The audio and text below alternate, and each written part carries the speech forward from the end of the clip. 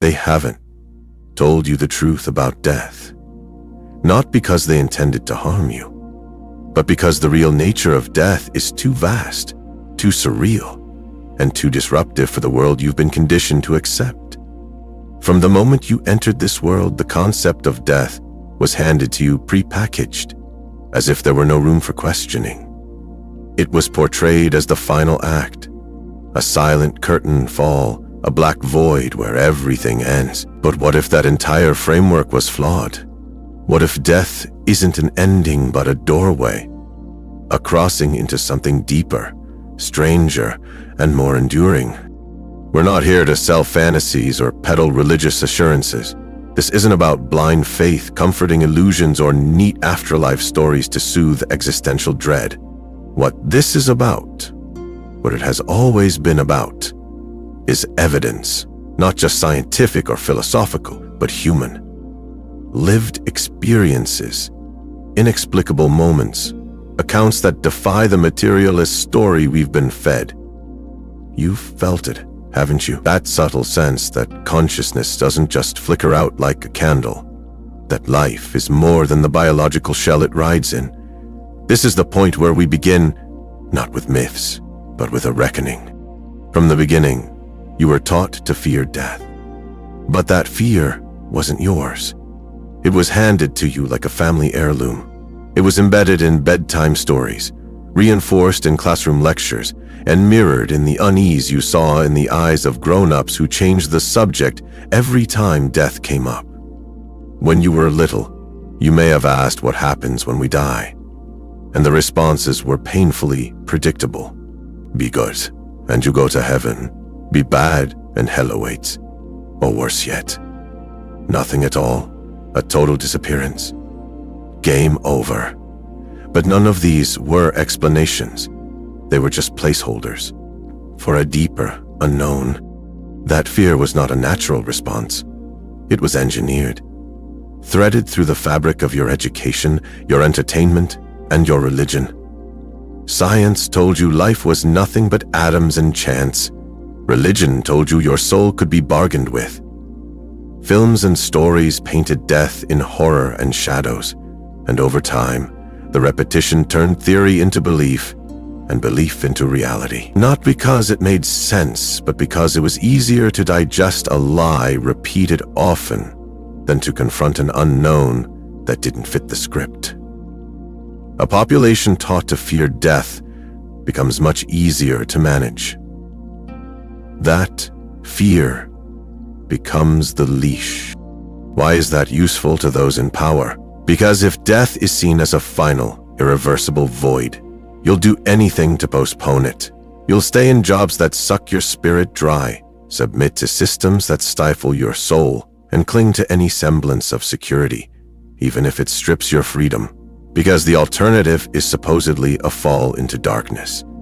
And if that's what you've been led to believe, then compliance becomes a form of survival. You're more likely to medicate away discomfort, follow orders without question, and measure life by its duration rather than its depth. But that's not the full picture, not even close. Across the globe, throughout every culture and every era, people have stood at the edge of death and returned with stories that contradict the dominant narrative. They didn't come back with tales of emptiness. They came back awakened. They describe experiences filled with peace, clarity, even overwhelming love. They speak of timelessness and awareness beyond the body, not oblivion. And it's not only spiritual seekers or mystics. These are doctors, pilots, academics, skeptics, people trained to rely on logic, who were changed not by belief, but by direct experience. So why aren't these stories part of our mainstream understanding? Why are they dismissed as hallucinations or brushed off as anomalies? Because they disrupt the illusion. If death is not the end, then life can no longer be lived as if it's a one-way street to oblivion.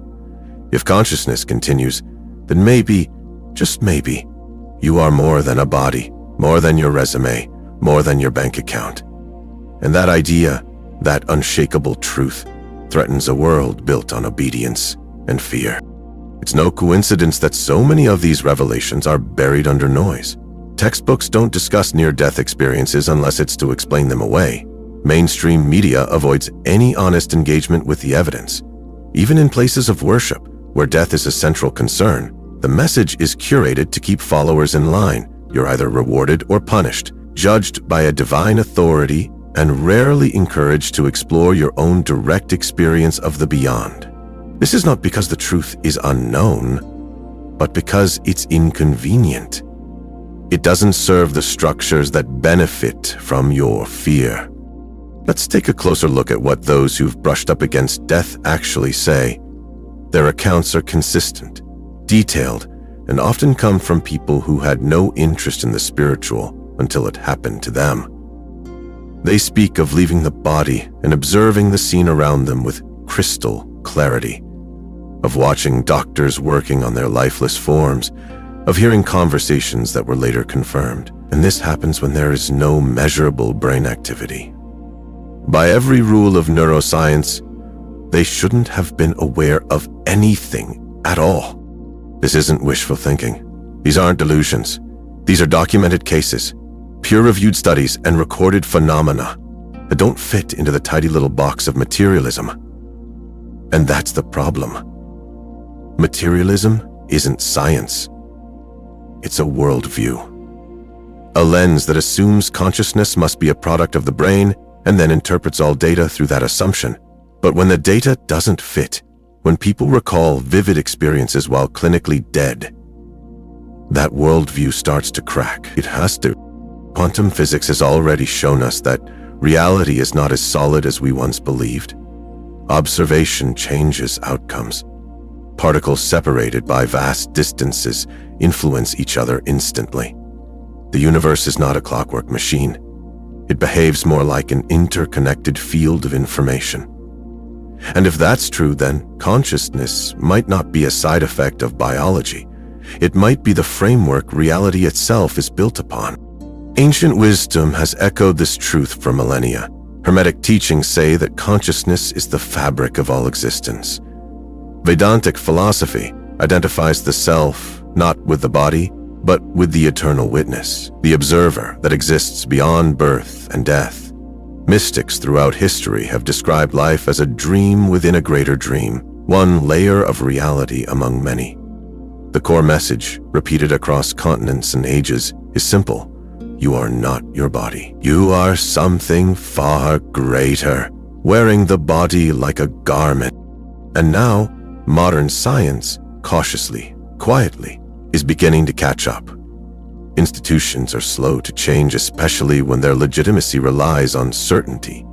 But researchers in neuroscience, quantum theory, and consciousness studies are pushing boundaries. They're asking questions that were once taboo. They're investigating not just how the brain functions, but what happens when it doesn't. What's emerging is a picture that doesn't conform to the old model. It points to consciousness as non-local, independent, capable of existing outside the confines of skull and skin. If that's the case, then death is not the final blackout. It's a transition, a change in bandwidth, not a deletion. And that changes everything. It means your actions, your thoughts, your presence here may carry weight beyond this one lifetime. It means life is not a brief flicker in the void, but a page in an eternal story. And that story, your story, doesn't end with your last heartbeat. But let's go further. What actually happens in the moment we call death? Popular culture shows us the panic, the flatline, the crash of machines, the desperate fight to pull someone back. But beyond the medical emergency is a space few have entered, and even fewer have returned from. And those who do don't describe darkness. They describe a strange clarity, a detachment from pain, a sense of watching rather than participating. Time slows, noise fades, and what's left is awareness. Some describe moving through light, encountering beings or presences that radiate love without words. Others describe a review of life not as punishment but as understanding. They see their lives unfold not only from their perspective, but from the perspective of those they impacted. They feel what they made others feel. Not because someone judges them, but because they now understand the consequences of their choices in a way that defies intellectual comprehension. It's experiential, emotional, and transformative. Many return not because they want to, but because they are told, sometimes wordlessly, that it isn't their time. And when they do come back, they are changed, not in small ways, but fundamentally. They lose interest in material success. They let go of petty concerns. They start living with a sense of purpose. They can't explain, flee to the edge and seen something worth living for. Not because life is all there is, but because life is a gift. And what we do with it echoes far beyond what we can see. What's most compelling is how similar these stories are. Different languages, different beliefs, different cultures, yet the same themes appear. Peace, clarity, continuation. If these were simply the brain's last gasps, we'd expect chaos, confusion, fragmentation. But what we see instead is coherence, structure, profound insight. That alone demands we pay attention. So no, death is not what you've been told. And the truth isn't hidden in temples or reserved for the enlightened. It's available to anyone who's willing to look, really look, beneath the fear, beyond the conditioning, past the noise. And once you do, you don't come back the same. There's something strange that begins to happen when the grip of death starts to loosen, not just physically, but mentally, emotionally, and culturally. The world begins to shift, subtly at first, then in waves, because once the idea of finality loses its authority, so does everything built upon it. Suddenly the rules don't make as much sense. The pressure to conform, to chase success, to cling to possessions and status, it all starts to feel like a distraction from something more real, something more important. You begin to see life not as a countdown, but as a passage, an arc, a path that curves beyond this particular breath. What becomes clear then is that this fear of death isn't natural, it's not innate. It was installed like a program in a machine. It was passed to you through subtle cues and overt instructions. From the way your parents hesitated when you asked where grandma went, to the awkward silence when someone mentioned dying, to the sanitized way society handles grief like a disease instead of a rite of passage. This culture doesn't know how to sit with death. It doesn't know how to face it honestly, so it hides it under a sheet of performance. Funerals with scripts, condolences with pre-approved phrases, rituals drained of real inquiry. But that fear, it isn't yours. It was inherited, taught, reinforced. The systems around you, media, education, government, even organized religion, rarely invite you to ask what death actually is. Not deeply, not curiously. You're trained to accept one of two extremes, a heaven and hell paradigm, rooted in moral compliance, or a bleak, sterile void where nothing survives the body. Either way, the result is the same. You stop asking. You surrender the question in exchange for security. Because the moment you begin to question death honestly, everything else comes under review. If death isn't final, what is? If the end is actually a transition, what exactly are we doing with our time here? And who benefits from us staying afraid of the one thing guaranteed to happen? Look around and you'll start to see it. A world engineered to keep people chasing time like it's a vanishing resource. Everything from advertising to policy is constructed to make you run faster, buy more, avoid discomfort, and never pause long enough to ask what all the rushing is for. But when the fear of death dissolves, so does that spell. You stop living reactively and begin living deliberately. You stop asking, what will keep me safe? And start asking, what will help me evolve? And that changes everything. You may have noticed it in yourself, even without a near-death experience or metaphysical awakening. That quiet inner knowing, it says, this isn't all there is.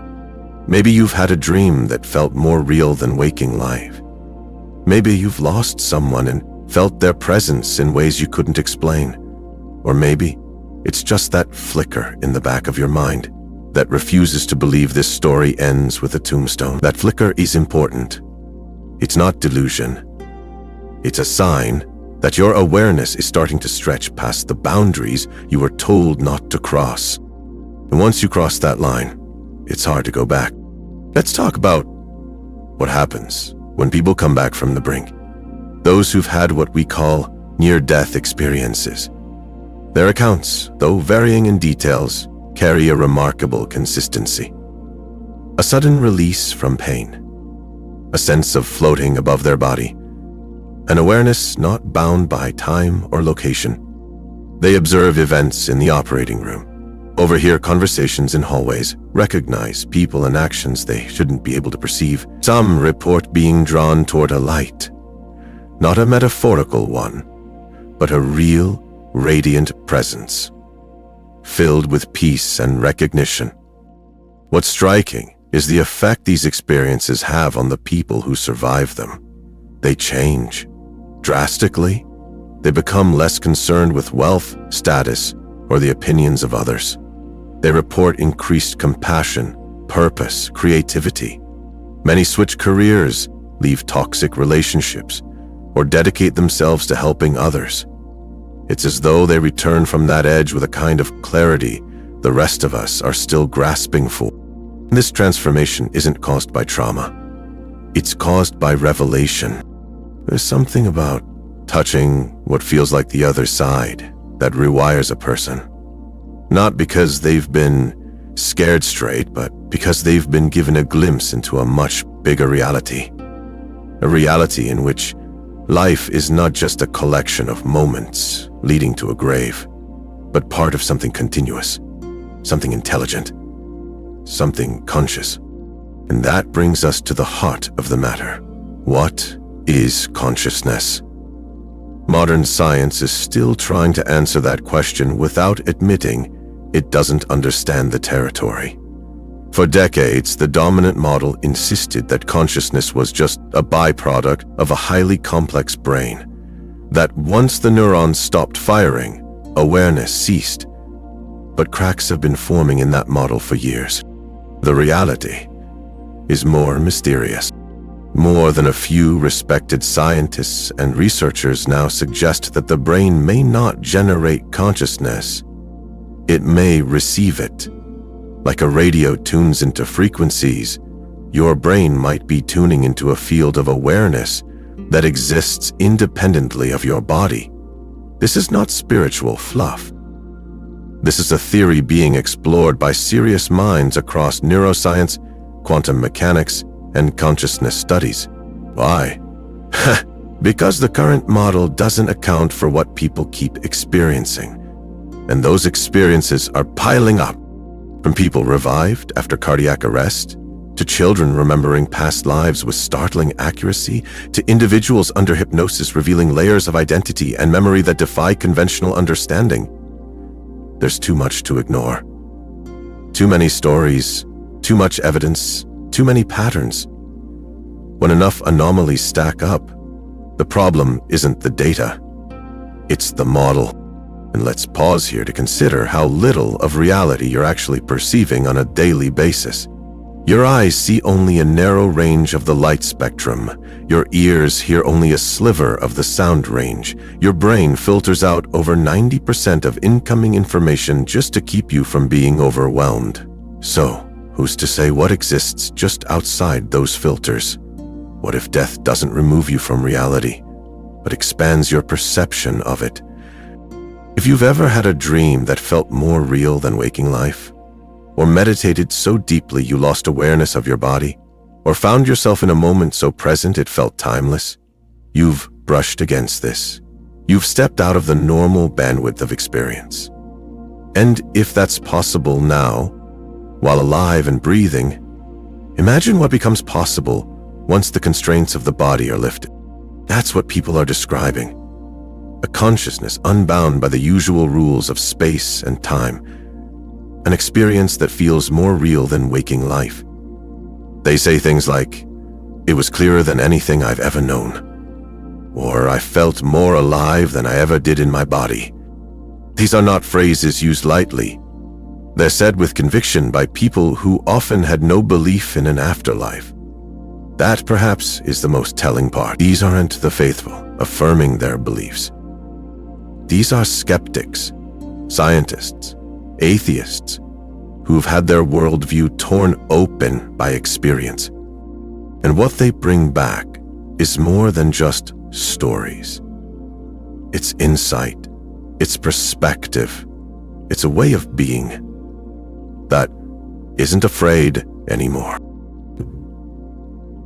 So what does that mean for the rest of us? For those who haven't floated above our own bodies or felt the presence of something greater? It means we have the opportunity to live differently, right now. It means we don't need to wait for a deathbed or a flatline to start asking the real questions.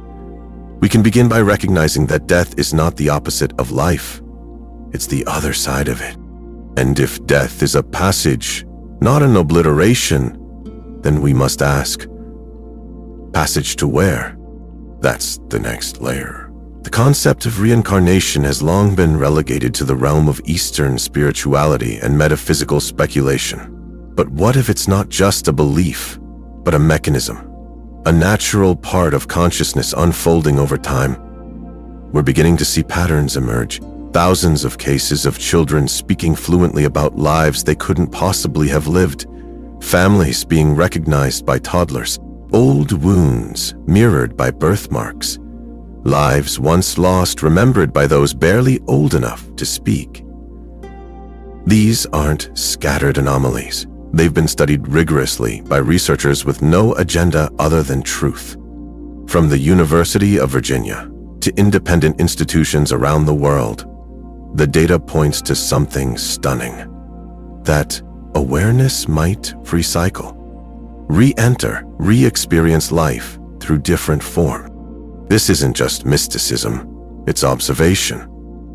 The soul, it seems, might be learning through repetition, refining itself, returning not to repeat, but to grow. And if that's true, then how you live matters, not because of judgment, but because of continuity. Because the energy you carry forward doesn't vanish, it echoes. We've been taught to think in straight lines, birth to death, start to finish. But life and death, maybe spirals, loops, expansions. Maybe you've been here before. Maybe the people in your life are not meeting you for the first time. Maybe the lessons you face today are echoes of lessons you faced before. And maybe death isn't an end, but an invitation to reframe everything. Because if it doesn't stop there, then why are you living like it does? Istchen doesn't die with the body. Then the biggest question is no longer what happens when we die, it becomes, what do we do while we live? If life isn't a single-use event, a one-shot opportunity before eternal sleep or judgment, then it shifts everything, your purpose, your values, your identity. You're no longer a single entity, trudging toward an unavoidable ending. You're a traveler, an evolving, remembering, returning awareness, moving through lifetimes like chapters in a longer story. And yet, most of the world is still gripped by the illusion of finality, not because it makes sense, but because it's convenient. It keeps people compliant, motivated by fear instead of purpose. Because if you believe this is your only life and that death is the absolute end, then you're far more likely to chase what society says matters: money, applause, survival, legacy. You'll cling to things, titles, roles, appearance, as if they define you. You'll avoid risk, silence your instincts, numb your spirit, all in service of maximizing something that was never guaranteed to be permanent in the first place. But when you begin to see death not as a wall, but as a bend in the road, a natural turn in an endless flow, your entire orientation shifts. You no longer live to avoid an end. You live to expand into something greater. The game changes. Not because you know everything, but because you finally admit what you've always felt, that you were never supposed to be afraid. And that feeling? It doesn't need proof to be valid. You felt it in moments of awe, when you stood beneath a sky full of stars and felt yourself dissolve into something bigger. When someone you loved passed away, and you felt their presence days or weeks later, not just in memory, but as a sensation, a whisper, a knowing. When a dream felt like more than a dream. When intuition screamed louder than logic and led you somewhere meaningful. These aren't anomalies. These are reminders, clues, invitations to look deeper. Our ancestors knew this. Ancient civilizations weren't primitive in the way we often assume. They were sophisticated in ways we've forgotten. The Egyptians, for example, didn't treat death as a failure of biology. They treated it as a transition point, a sacred moment in the soul's journey. They built entire spiritual systems around the idea of preparation for that crossing, not to avoid it, but to move through it with awareness. The Greeks initiated seekers into mystery schools that explored death as a metaphorical initiation, a symbolic death and rebirth of the soul, shedding illusion and awakening to higher truth. Eastern traditions have spoken for thousands of years about samsara, the wheel of birth and death, and the liberation that comes not from escape, but from realization. Realization that the self you cling to is not the real you, that underneath your stories, your habits, your ego, there is a witnessing presence that does not die. Even indigenous cultures that modern society tried to erase carried this truth in their ceremonies, songs, and healing practices. They didn't separate the physical from the spiritual. They didn't fear death. They welcomed it as part of the dance. Death was not the enemy. It was the teacher. The reminder that this body, this lifetime, this moment is sacred precisely because it is not the whole story. But somewhere along the way, that knowledge was buried. Intentionally, Western civilization, built on industry, control, and hierarchy, needed a different story. A story that would make people work harder, consume more, submit easier. A story that replaced cycles with lines, spirit with matter, and wonder with dogma. And so death became the enemy, the thing to fight at all costs, the dark shadow that hovers over every choice, the event we're told to delay, avoid, deny, no matter what it costs our joy, our freedom, or our soul. You can see this everywhere, in how we age, in how we grieve, in how we treat the sick and the dying, not with reverence, but with sedation, in how we obsess over longevity while forgetting how to truly live, in how we warehouse the elderly, hiding them from view, as if their fading vitality threatens our illusion of immortality, in how we invent technology to extend life, not because we cherish it, but because we can't bear the thought of it ending. But what if life isn't something that needs to be stretched like plastic wrap over time? What if it's something to be fully lived, moment by moment, knowing that every second is part of something much larger? What if your fear of death is really just a fear of not having truly lived? People don't fear death because they understand it. They fear it because they've never questioned what they were told. That it's final, that it's empty, that it's failure. But what if it's none of those things? What if death is a transformation, not unlike a caterpillar turning to mush before it becomes a butterfly? The caterpillar doesn't know what's coming. It only feels the end of everything it has known. But it is not dying. It is changing form. So much of what we mistake for endings are really transitions. The end of a relationship, the closing of a door, the loss of an identity. They feel like death because they are death in miniature, And yet, what comes after is often richer, deeper, fuller. Why wouldn't that same pattern apply to the biggest transformation of all? Look again at the people who faced death directly and returned. They don't describe fear. They describe peace. Not escape, but expansion. They didn't vanish into darkness. They woke up into light. One of the most profound and often repeated elements of near-death experiences is the so-called life review. Not a judgment, not a trial, but an immersive reliving of every significant moment of your life, not just from your own perspective, but from the perspective of those you affected. You don't just remember what you did, you feel how it felt to others. You become the one you hurt, the one you helped, the one you ignored. It's not about guilt, it's about understanding. And when people return from that, they are different. Not because they fear punishment, but because they've felt the interconnectedness of all things. They've seen the truth of who they are. Not the name, not the job, not the body, but the thread of awareness that connects moment to moment, choice to consequence, soul to soul. What kind of world would we live in if everyone had that insight? If you didn't have to nearly die to understand that your actions echo, that your energy doesn't just stop when your heart does? What would happen if we lived not to avoid death, but to align with the part of us that does? You would live more honestly, you would love more deeply, you would forgive faster. You would create not for applause but from truth. You would stop running from silence. You would begin to listen, not just with your ears, but with your entire being.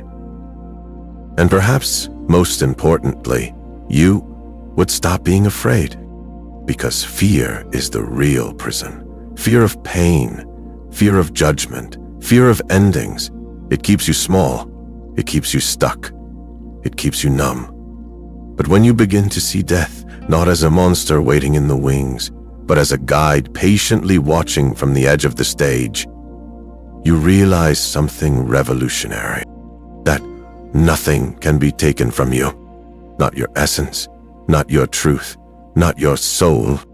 The body will go, the name will fade, the world you know will shift, but who you are, the you beneath the layers, remains. That awareness doesn't flicker out, it deepens, it travels, it returns.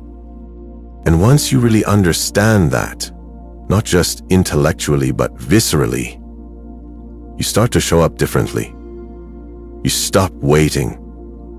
You stop apologizing for your fire. You stop living someone else's script. Because the real tragedy isn't dying. It's never having lived as who you truly are. So here's the question you must face now. If death isn't the end, what is your life really about? What are you doing with this sacred, temporary, incredible incarnation? Are you spending it chasing things you can't take with you? Or are you using it to grow the only thing that endures, your soul? Because that's what this is. Not a test, not a sentence, not a race, but a journey, a spiral, a path made of questions, mistakes, heartbreak, beauty, and awakening.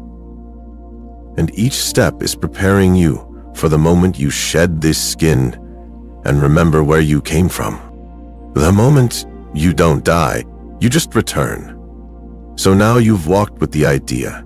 You've followed it past the cracks in the surface, through the hidden doors, the forgotten teachings, the whispers that call to something ancient in you.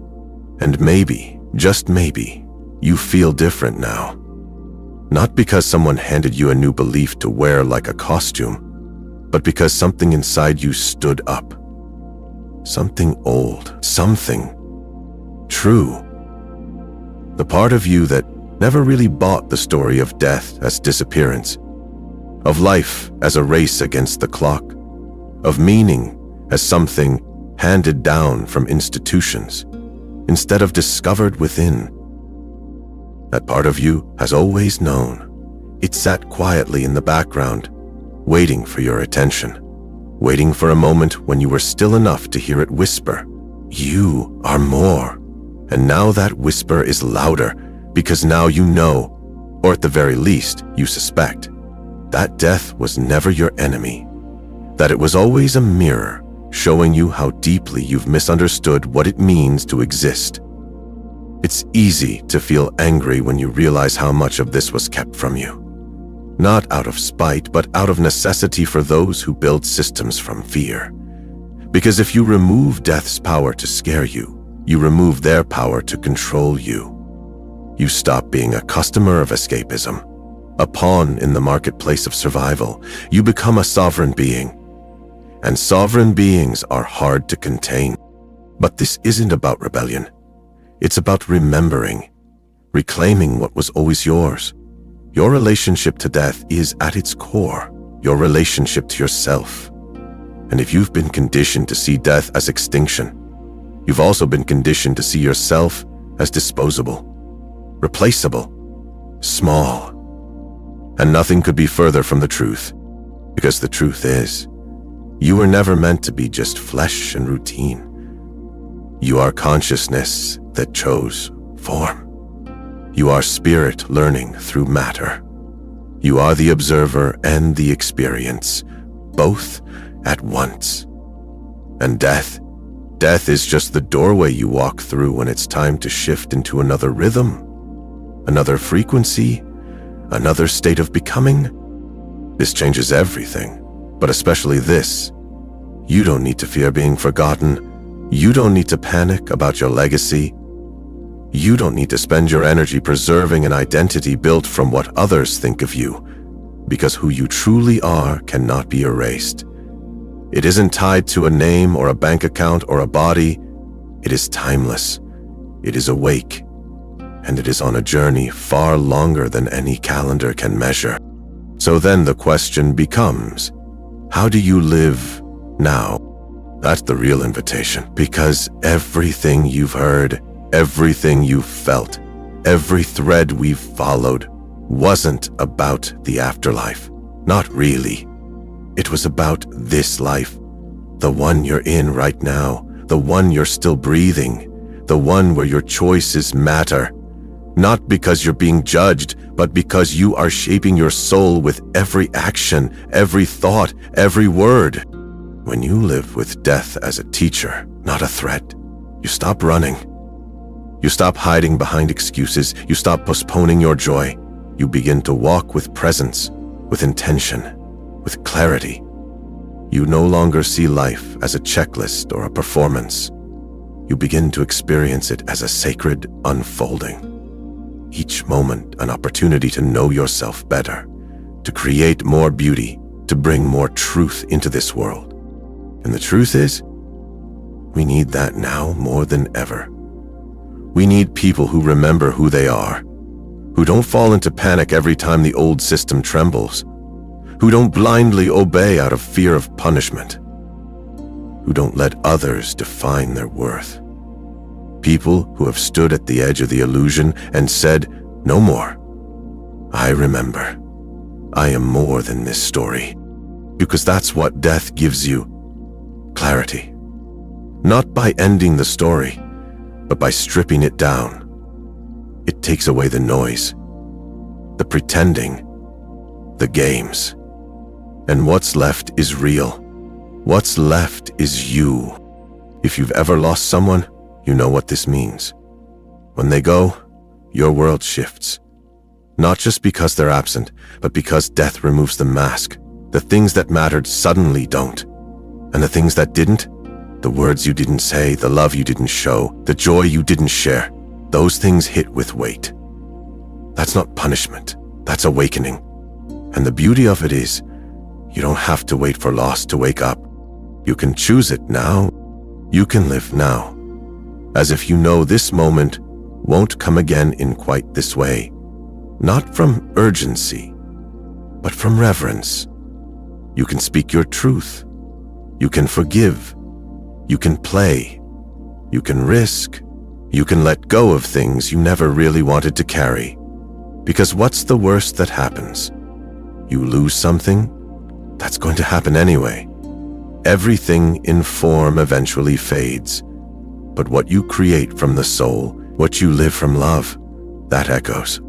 And if the soul carries its lessons forward, and it does, then the way you love now shapes who you become later. The way you meet challenge now becomes wisdom you bring with you. The way you treat others, that's not a moral checklist. It's your own reflection, mirrored back to you across time and space. So live like it matters, not because someone's keeping score, but because you are, and because you're starting to understand that all of this, the heartbreak, the beauty, the chaos, the calm, it's all here to teach you how to be more of yourself.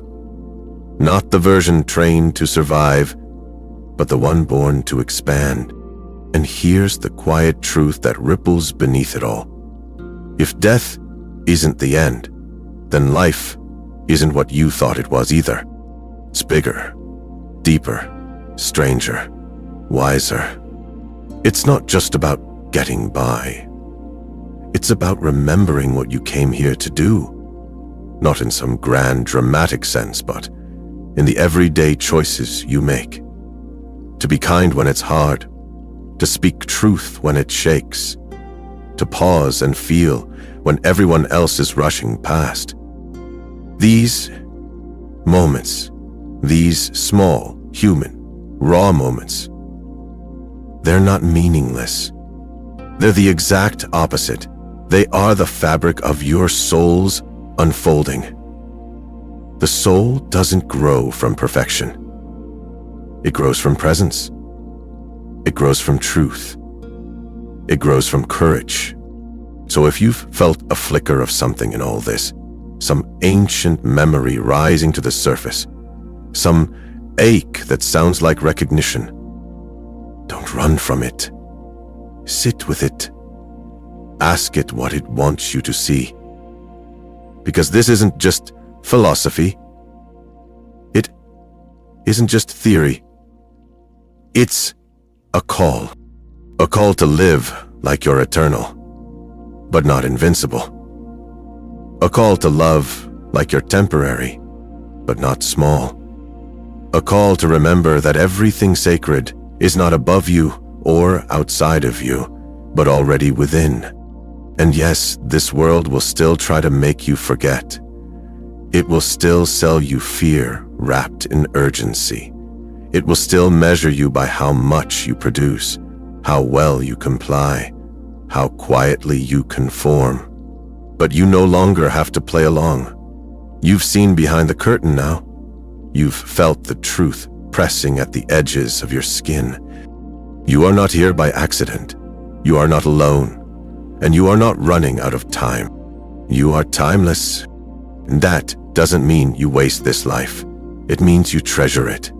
It means you stop measuring its worth by external success and start feeling it from within. It means you understand that the soul doesn't rush. The soul unfolds. Slowly, deeply.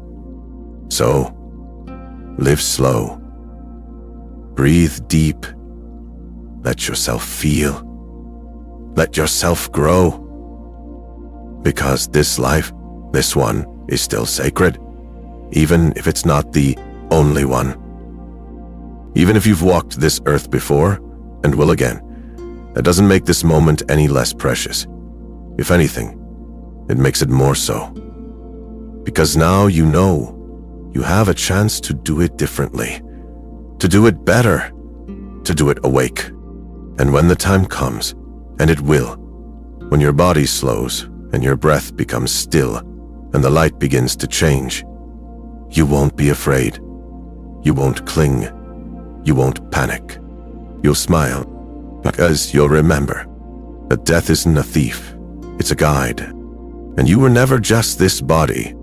You were the spark that lit it, and you are going home